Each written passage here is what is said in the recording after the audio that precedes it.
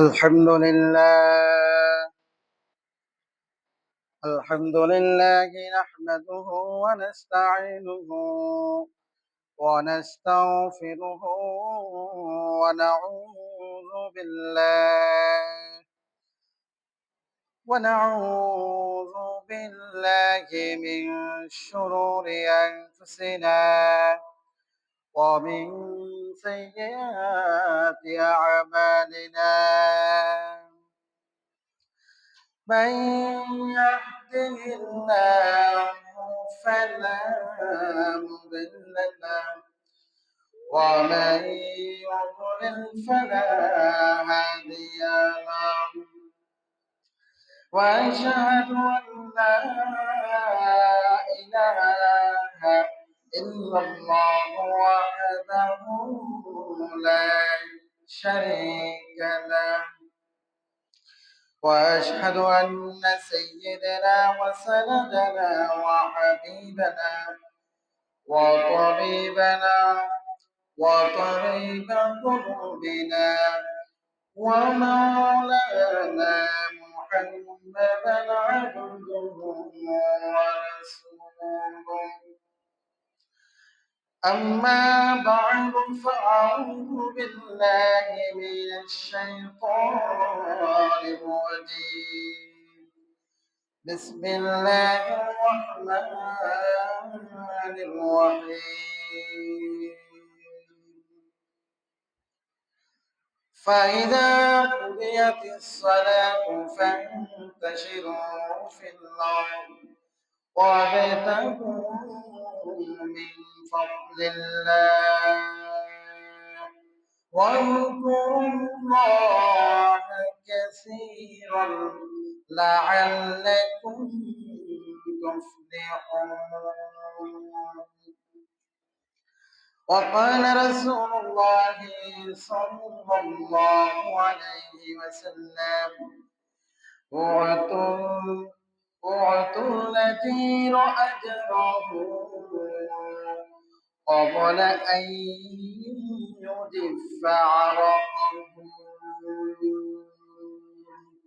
إن الله وملائكته يصلون على النبي يا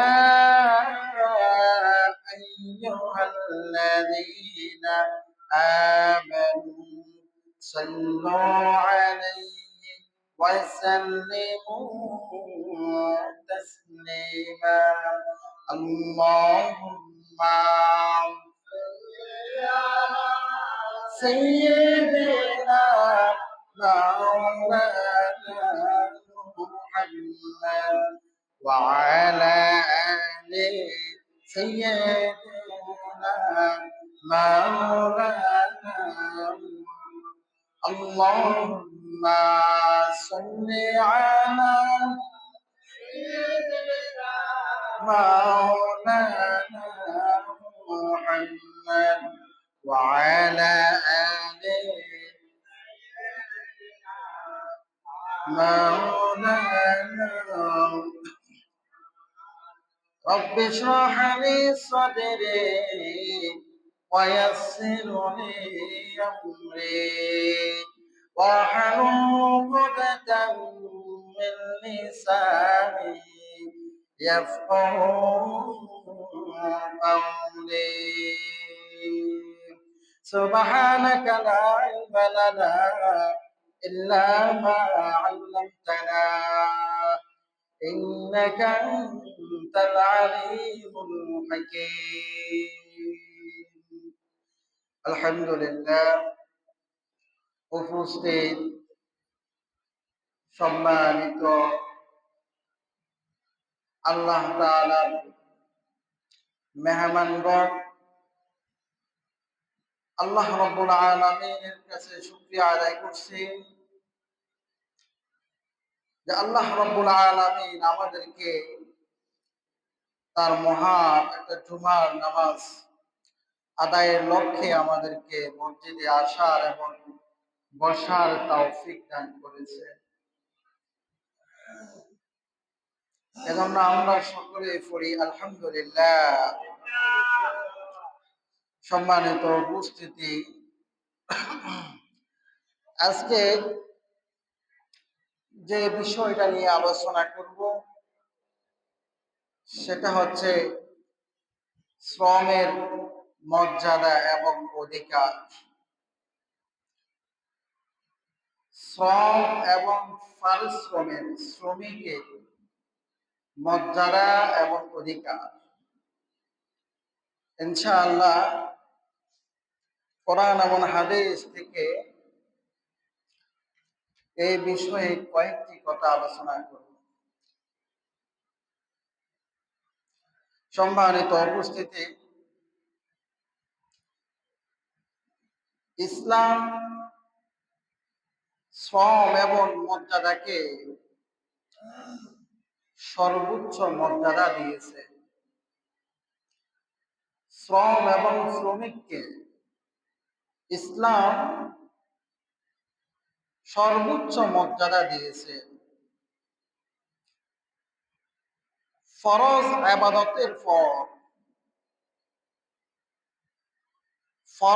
ইবাদতের পর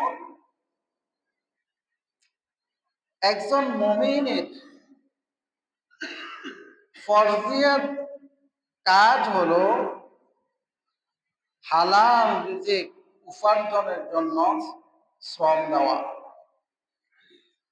ফরজ নামাজের পরে একজন মুমিনের দায়িত্ব হলো, একজন মুমিনের ফারজিয়া হলো হালাল রিজিক অন্বেষণের জন্য, হালাল রিজিক তালাশ করার জন্য দুনিয়াতে ছড়িয়ে যাওয়া। আল্লাহ রাব্বুল আলামিন এই মর্মে বলেন, ফাইদা কুদিয়াতিস সালাতু ফান্তাশিরু ফিল আরদ ওয়াবতাগু মিন ফাদলিল্লাহ। ফাইদা কুদিয়াতিস সালাতু, তোমরা ফরজ নামাজের পরে, ফাইদা কুদিয়াতিস সালাতু ফরজ নামাজের পরে, ফান্তাশিরু ফিল আরদ, দুনিয়াতে আল্লাহ তাআলার যে রিজিক আছে, রিজিক অন্বেষণ করার জন্য, রিজিক খোঁজার জন্য, রিজিক তালাশ করার জন্য তোমরা ছড়িয়ে পড়ো। তোমরা কি করো? ছড়িয়ে পড়ো, রিজিক তালাশ করো, শ্রম করো। রাসূলুল্লাহ সাল্লাল্লাহু আলাইহি ওয়াসাল্লাম বলেছেন, তালাবুল হালাল ওয়াজিবুন আলা কুল্লি মুসলিম, হালাল উপার্জনের সন্ধান করা প্রত্যেক মুসলমানের উপরে আবশ্যকীয় ফরজ। হালাল রিজিক অন্বেষণ করা, হালাল রিজিক খোঁজা প্রত্যেক মুসলমানের উপরে আবশ্যকীয় ফরজ। সুতরাং রাস্তায় হাঁটে সময় ব্যয় করা, কাজ না করে টোটো কোম্পানির ম্যানেজারের দায়িত্ব পালন করা, উপার্জন না করে শরীর স্বাস্থ্য সবকিছু ঠিকঠাক থাকার পরেও যারা রিজিক তালাশ করে না, রাস্তায় ঘুরে আর মানুষের কাছে হাত বাড়ায়, ভিক্ষা করে, মানুষের কাছে খোঁজে, ইসলাম এই জিনিসটিকে সবচেয়ে নিকৃষ্ট কাজ বলা আখ্যায়িত করেছে। রাস্তায় হাঁটা, কোন কাজ তো না করে আড্ডা দেওয়া, কাজ না করে ওয়াকাম করা, তারপরে যায় শরীর সামর্থ্য থাকার পরেও সে কাজ না করে, শ্রম না করে, মানুষের কাছে হাত বাড়ায়, ভিক্ষা করে, ইসলাম এই কাজটিকে কি করেছে? ঘৃণিত কাজ বলে আখ্যায়িত করেছে। ইসলামের মধ্যে দুইটি কাজ সবচেয়ে ঘৃণিত। ইসলাম যে দুইটি কাজকে সবচেয়ে ঘৃণিত বলে উল্লেখ করেছেন, এক নাম্বার হলো তালাক দেওয়া। এক নাম্বার কি? তালাক দেওয়া। ইসলামের মধ্যে সবচেয়ে ঘৃণিত কাজ হচ্ছে কি? তালাক দেওয়া। দুই নম্বর ঘৃণিত কাজ হচ্ছে তার শরীর সমস্ত থাকার পরেও মানুষের কাছে হাত বাড়া, ভিক্ষা করা। প্রিয় উপস্থিতি, রাসূল আকরাম সাল্লাল্লাহু আলাইহি ওয়াসাল্লামের দরবারে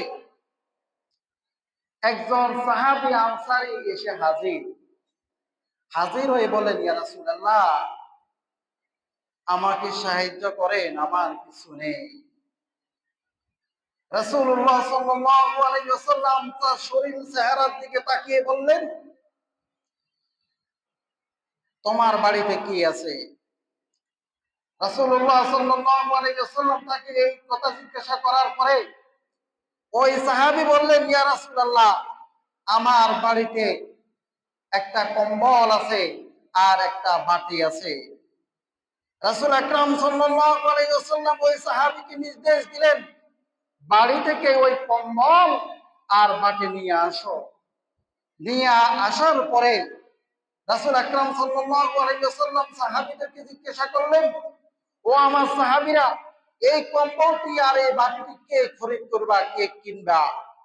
একজন সাহাবী বললেন, ইয়া রাসূলুল্লাহ, আমি এক দিরহামের বিনিময়ে কিনতে পারি। রাসূল আকরাম সাল্লাল্লাহু আলাইহি ওয়াসাল্লাম বললেন, না, হবে না, তুমি 2 দিরহাম দিতে হবে। ওই সাহাবী 2 দিরহাম দিয়ে একটি কম্বল, একটি বাটি খরিদ করলেন।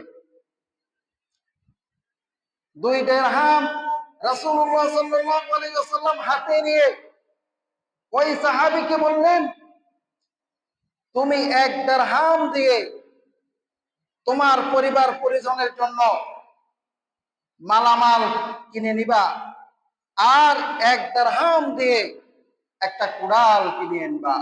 আপনারা তো এই ইতিহাস শুনছেন না?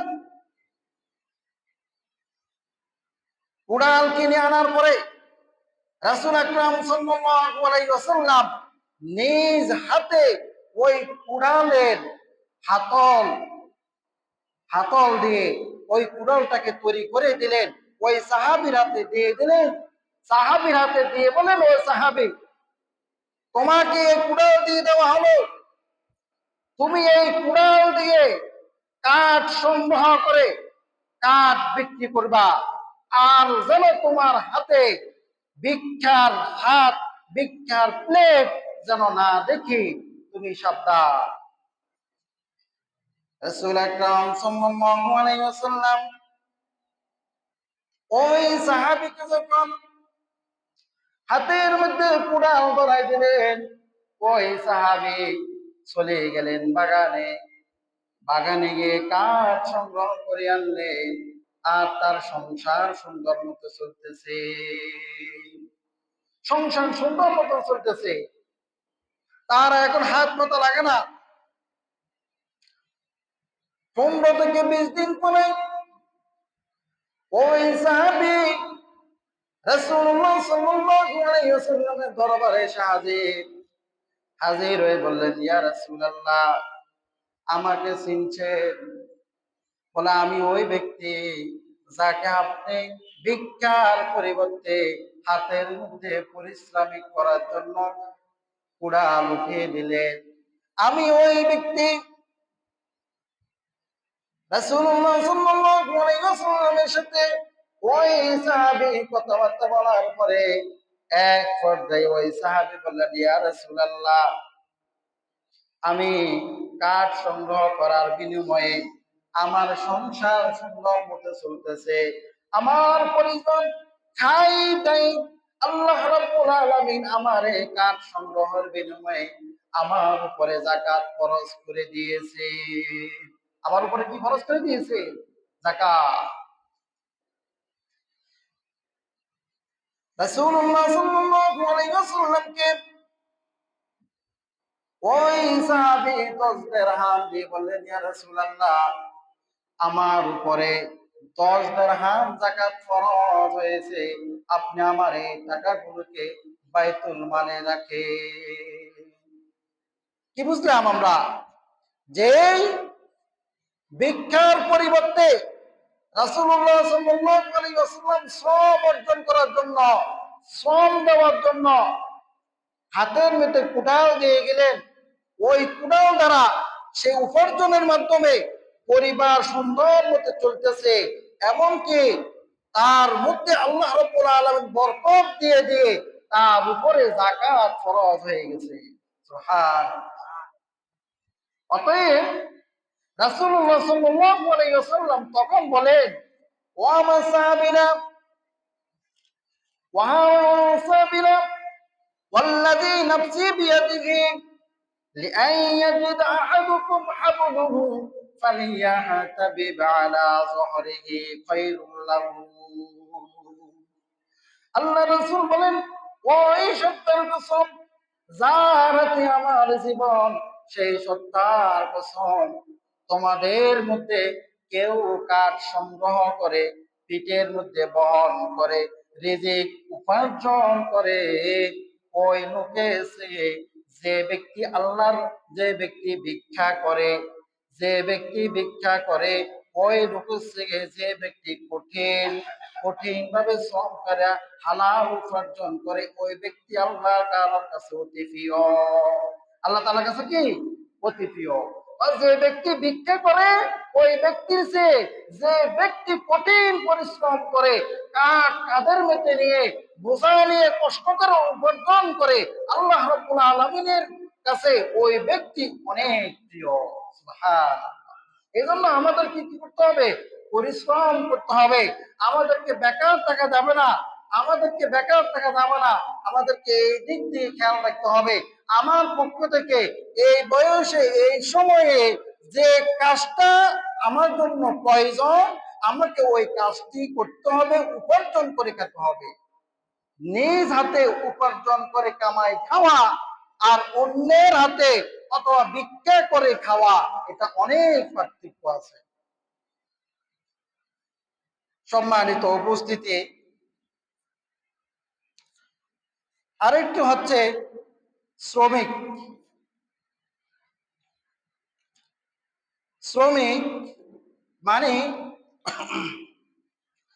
সেটা হচ্ছে, ধরেন আমাদের জীবনটা চলার পথে আমরা তো একে অন্যের উপর নির্ভরশীল। আমাদেরকে পৃথিবী চলার জন্য, চলতে হলে আমরা একে অপরের উপরে কি? নির্ভরশীল।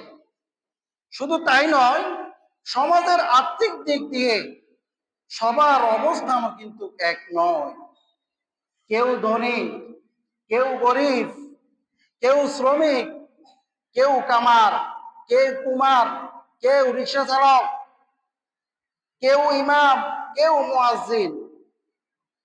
এভাবে আমরা এক একজনে এক একটা সাইডে, এক একজনে এক একটা কাজের উপরে নির্ভরশীল।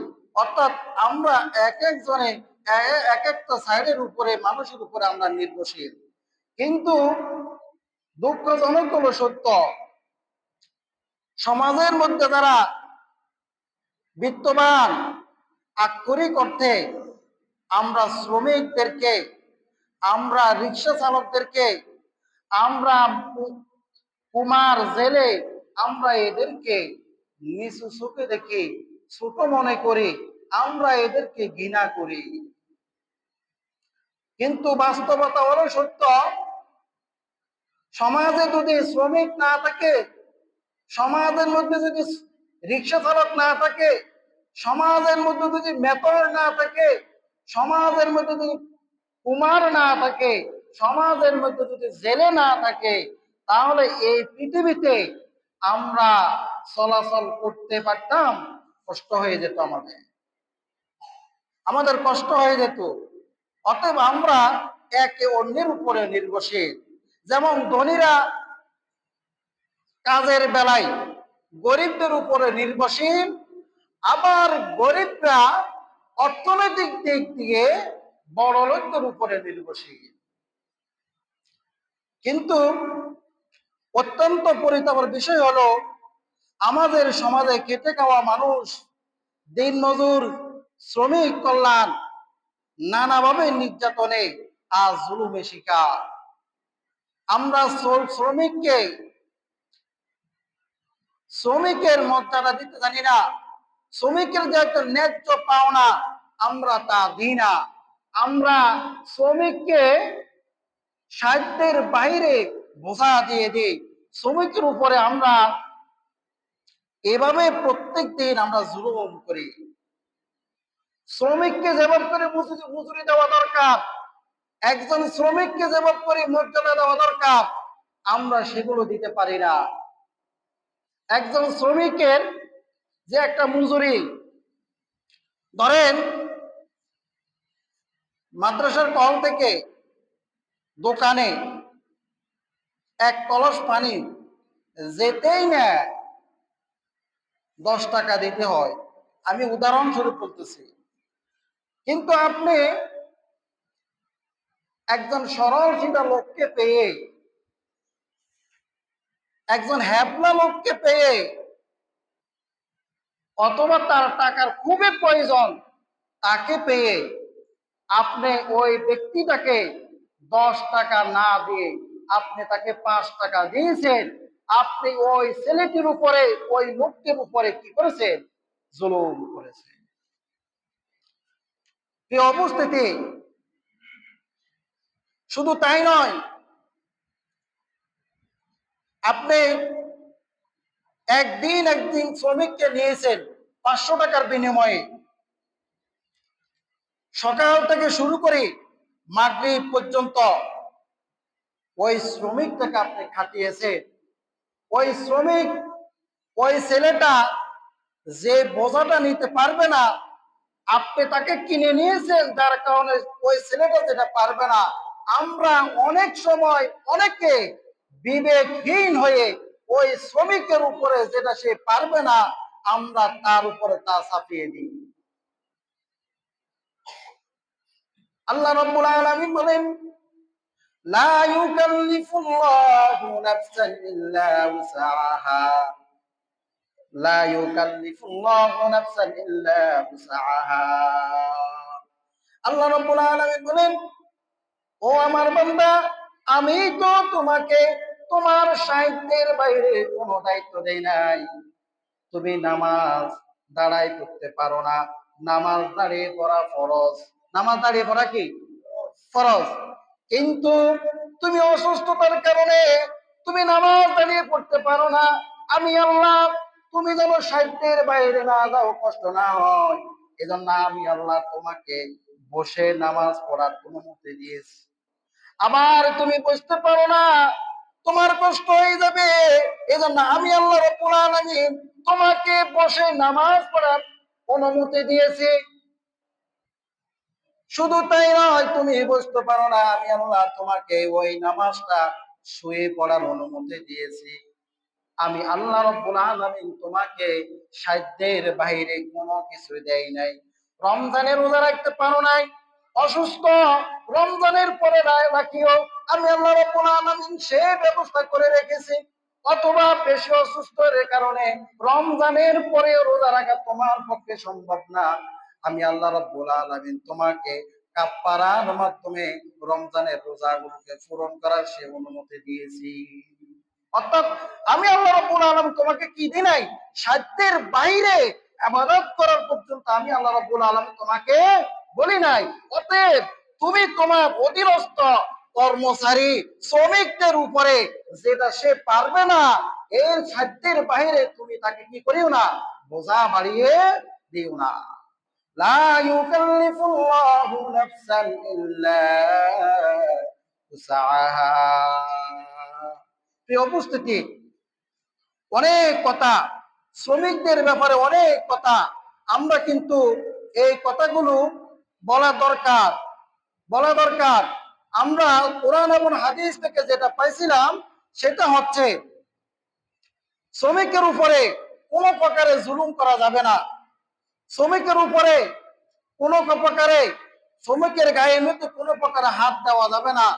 শ্রমিকের উপরে শ্রমিকের আপনার এই শ্রমিককে কোনো প্রকারে ছোট ছোট দেখা যাবে না, শ্রমিকের উপরে আঘাত করা যাবে না। এগুলো হচ্ছে কোম্পানি মাঝি মালিকদের দায়িত্ব। এগুলো হচ্ছে কোম্পানি মাঝি মালিকদের দায়িত্ব। প্রিয় উপস্থিতি, দেখেন আপনি শ্রমিককে আঘাত করে, শ্রমিককে রাগ করে, শ্রমিককে মারপিট করে যে কাজ আদায় করতে পারবেন, আপনি যদি শ্রমিককে ভালো কথা বলতে পারেন, আপনি যদি শ্রমিককে বুঝিয়ে কথা বলতে পারেন, আপনি যদি শ্রমিককে ভালোবাসা দিয়ে, একটু ভালো খাবার দিয়ে আপনি ওই কাজটা জোর দিয়ে যতটুকু পারবেন, আন্তরিক ভালোবাসা দিয়ে তার চেয়ে আর কি পারবেন, বেশি পারবেন। এজন্য আমাদেরকে যারা মাঝি আছে, যারা কোম্পানি আছে, যারা মালিক আছে, আমাদেরকে এই বিষয়গুলোর দিকে খেয়াল রাখতে হবে। আরেকটা জিনিস না বললে নয়, কথাটা একসাথে হয়ে যায়। তাহলে আমাদের দেশে কিছু কিছু শ্রমিক আছে, তারা টাকা নিয়ে অথবা টাকা নিয়ে ব্রিক ফিল্ডে যায়, কাজ করতে যায়, কাজ করিয়ে দুদিন করে আবার চলে আসে, আবার পালিয়ে যায়, আবার ধরিয়ে নেয়, আবার আপনি কাজের মধ্যে অলসতা করেন। এটা তো ঠিক নয়। আপনি যখন কোম্পানির মাঝির মালিকের কামের মধ্যে অবহেলা করবেন, কোম্পানি কাজের কামের মধ্যে আপনি দুষ্টামি করবেন, কোম্পানি কাজ কামের ভিতরে আপনি থাকা অবস্থায় যেভাবে কার্যগুলো করা দরকার, কাজ যেভাবে করা দরকার আপনি সেভাবে করলেন না, কোম্পানি মাঝি মালিকদের তো মানসিকতা খারাপ হবে, এটাই তো স্বাভাবিক বিষয়। কারণ তারা 10-12 লক্ষ, 20 লক্ষ, 30 লক্ষ টাকা কাটিয়ে দেয়, কিন্তু আপনি ওই টাকার মূল্যায়ন না করে আপনি টাকা খেয়ে বছরের শুরুতে বাড়িতে এখন হাঁটাগুটা করেন, কাজে যান না, কাজের মধ্যে ফাঁকি দেন, সামান্য কিছু হলে আপনি বাড়ির দিকে চলে আসে। এই অবস্থিতি আমাদেরকে এইগুলোর থেকে খেয়াল রাখতে হবে। আল্লাহ রাসূল সাল্লাল্লাহু আলাইহি ওয়াসাল্লাম বলেছেন, মান গাসসা ফালাইসা মিন্না, যে মানুষদেরকে ধোঁকা দেয়। চুক্তিবদ্ধ হয়েছেন আপনি, আপনি চুক্তিবদ্ধ হয়েছেন মালিকের সাথে কাজ করবেন, আপনার দায়িত্ব হলো মালিকের কাজগুলোকে সততা বিশ্বস্ততার সাথে পালন করা। আপনি যদি এই সততা বিশ্বস্ততার সাথে কাজ না করেন, আল্লাহর রাসূল সাল্লাল্লাহু আলাইহি ওয়াসাল্লাম বলেন, মান গাসসা ফালাইসা মিন্না, যে ব্যক্তি কাজ কামের মধ্যে ফাঁকি দেয় ওই ব্যক্তি হলো ধোঁকাবাজ। আর যে ব্যক্তি ধোঁকাবাজ, মান গাসসা ফালাইসা মিন্না, ওই ধোঁকাবাজ আমার দলভুক্ত নয়। প্রিয় উপস্থিতি,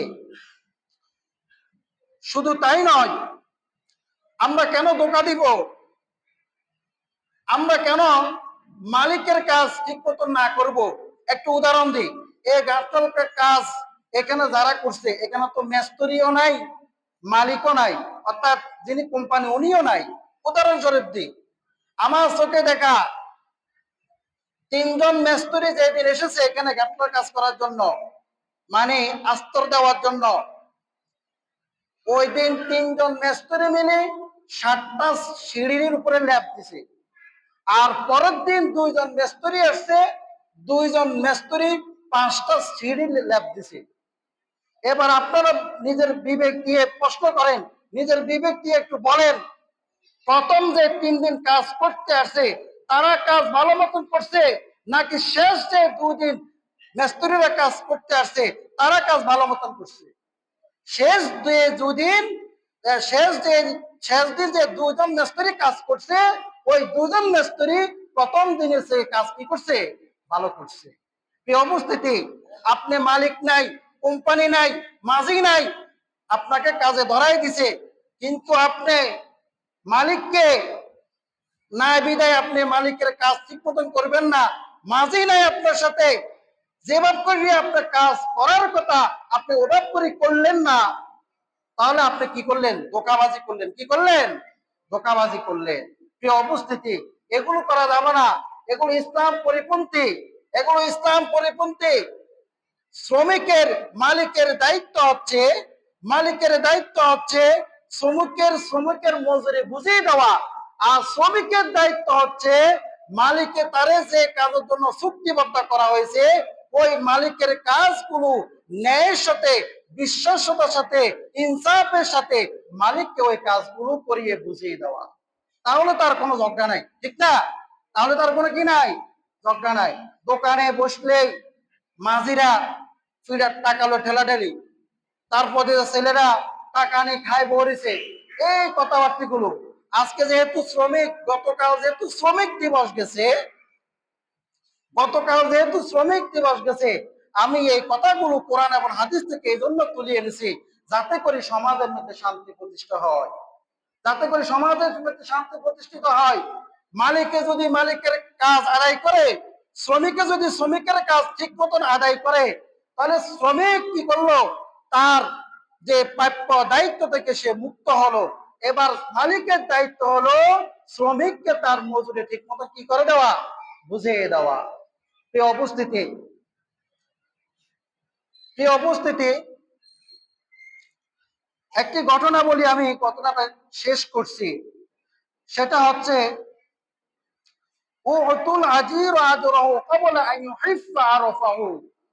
আল্লাহ রাসূল সাল্লাল্লাহু আলাইহি ওয়াসাল্লাম বলেছেন, মালিকদের উচিত, মালিকদের উচিত শ্রমিকের ঘাম শুকানোর আগেই শ্রমিকের মজুরি দিয়ে দেওয়া। শ্রমিকের মজুরি কি করা, দিয়ে দেওয়া। মালিকের উচিত, কোম্পানির উচিত, মাঝির উচিত, শ্রমিকের কাজ শেষ করছে, অথবা আজকে আপনি কাজ করছেন, কাজ করেছেন 3 জন দিয়ে ধান কাটাইছেন, আপনার উচিত, রাসূলুল্লাহ সাল্লাল্লাহু আলাইহি ওয়াসাল্লাম সুন্নাহ হলো তাদের ঘাম শুকানোর আগে আগেই তাদের পারিশ্রমিক কি করা, দিয়ে দেওয়া। এই অবস্থিতি, পারিশ্রমিক বুঝিয়ে দেওয়া, শ্রমিকের পারিশ্রমিক বুঝিয়ে দেওয়া, এটা অত্যন্ত গুরুত্বপূর্ণ একটা আমল। আমরা অনেকে অবহেলা করে দিই নাই। এমনও মানুষ আছে, আমি কাজ করছি আরো 1 সপ্তাহ আগে, আপনি এখনো টাকা দেন না, সমস্যাটা কি? দোকানে এসব নিয়ে মারামারি কথাবার্তা হয় না, ঝগড়া হয় না? কেন হবে এগুলো? আপনার কাজ করতে আপনি টাকা বুঝিয়ে দিবেন, এটাই তো শেষ। আপনি যদি টাকাটা বুঝে না দেন, পরের দিন আপনার বিপদের সময় ডাকবে। এই যে বৃষ্টি হয়েছে, পানি পানি ভরপুর হয়ে গেছে, আপনি যদি তাকে টাকাটা না দেন, আরেকদিন আপনি যখন ডাকবে বিপদের সময়, ওই শ্রমিককে আপনার কাজ করতে আসবে, আসবে না। এই অবস্থিতি, মালিকের দায়িত্ব হলো, মালিকদের অন্যতম একটা আমল হলো শ্রমিককে পারিশ্রমিক কি করা, দিয়ে দেওয়া। কি কিছু বলেন নাকি? আচ্ছা, শ্রমিকের দায়িত্ব কি, মালিকের দায়িত্ব হলো কি পারিশ্রমিক দিয়ে দেওয়া। এটা একটি আমল। বুখারী শরীফের একটি হাদিস, একটি ঘটনা আপনাদেরকে আমি শোনাই। 3 জন মানুষ, 3 জন ব্যক্তি ঘুরতে গেছে, পাহাড়ের মধ্যে যে গুহা আছে, গুহার মধ্যে প্রবেশ করছে। তারা এখানে কিছুক্ষণ বিশ্রাম নেওয়ার জন্য বিশ্রাম নিতেছে। হঠাৎ করে পাহাড়ের উপর থেকে এত বড় একটা পাথর ওই গুহার মুখে এসে পড়লো।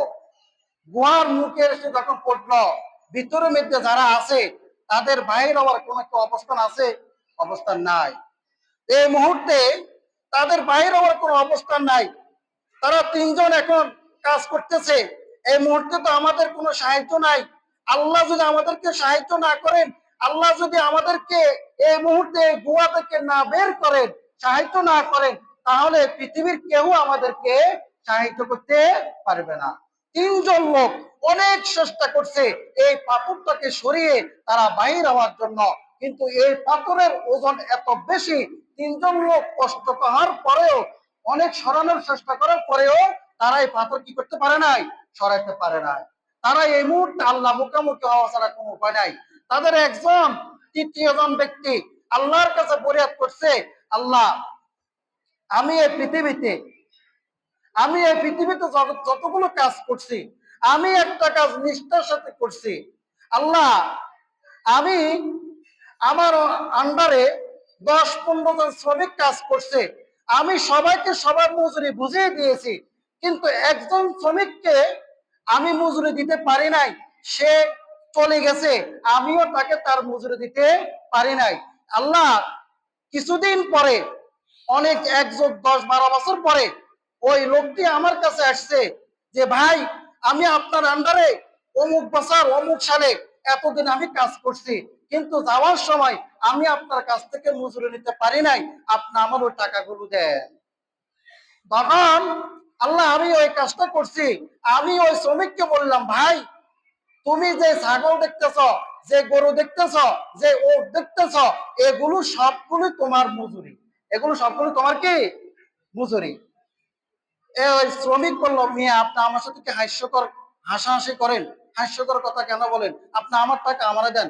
বললো, ভাই সত্যি আল্লাহর কসম করে বলছি, আমি তোমার টাকাগুলোকে খাটিয়ে যে সম্পদ উপার্জন করছি, এগুলো হলে এই সম্পদ।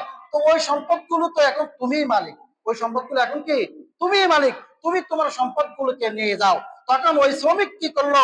ওই শ্রমিক যতগুলো গরু ছিল, যতগুলো উট ছিল, যতগুলো ছাগল ছিল, সবগুলো কি করছে? নিয়ে গেছে। এবার ওই লোক আল্লাহর কাছে প্রার্থনা করে, আল্লাহ আমি ওই লোকের আপনার সন্তুষ্টির উদ্দেশ্যে ওই লোকের পাওনা, ওই লোকের মজুরির লাভ, তার চালান সুতা যা আছে আমি সব কিছু দিয়ে দিছি একমাত্র আপনার সন্তুষ্টির জন্য। আল্লাহ আজকে এখানে ওই উসিলায়, ওই লোকের উসিলায়, ওই দান খরচের উসিলায় আমি যে শ্রমিকের দানা দিয়ে দিছি, আমি যে যে কষ্ট করছে, আমার আন্ডারে কাজ করছে, আমি তার এই কষ্টটাকে মজুরি দিয়ে দিছি। আল্লাহ এর উসিলায় আপনি আমাদেরকে এই বিপদ থেকে বাঁচান, এই পাথরটাকে সরিয়ে নেন। আল্লাহর কুদরতে এই পাথরটা এত বড় পাথর, যে পাথর 3 জন মিলে সরাতে পারে নাই, আল্লাহর কাছে এই কথাগুলো বলে ফরিয়াদের বিনিময়ে আল্লাহ রাব্বুল আলামিন এই পাথরটাকে সরিয়ে দিলেন। সুবহানাল্লাহ। সে অবস্থিতি আমি গল্প বলি নাই, আমি কাহিনী বলি নাই, বুখারী শরীফের 2227 নম্বর হাদিস আপনাদের সামনে উপস্থাপন করছি। এবার বুঝে নেন শ্রমিকের কত মর্যাদা, শ্রমিকের অধিকার, শ্রমিকের যে পাওনা দেওয়া দেওয়া কত বড় মহত্বের কাজ, কত বড় পুণ্যের কাজ। এই জন্য আমরা সকলে চেষ্টা করব, প্রথম কথা হচ্ছে আমরা বেকার থাকবো না, আমরা রাস্তা হাঁটাহাঁটি করবো না, আমরা টোটো কোম্পানির ম্যানেজারি করবো না। আমাদের যে শরীর স্বাস্থ্য আছে, আল্লাহ তাআলার হালাল রিজিক উপার্জন করার জন্য এই পৃথিবীতে অনেক অনেক কর্মসংস্থানের ব্যবস্থা রেখেছেন। সকল কর্মসংস্থান গুলোকে তালাশ করা, রিজিক তালাশ করা, কি করা? রিজিক তালাশ করা। আর যারা মালিক আছে, মালিকদের দায়িত্ব হচ্ছে শ্রমিকের যে পারিশ্রমিক আছে তা ঠিকঠাক মতো বুঝিয়ে দেওয়া। আল্লাহ রাব্বুল আলামিন আমাদেরকে আমল করা সেই তৌফিক দান করুন। যারা সুন্নাত পড়ে নেয় সুন্নাত পড়ে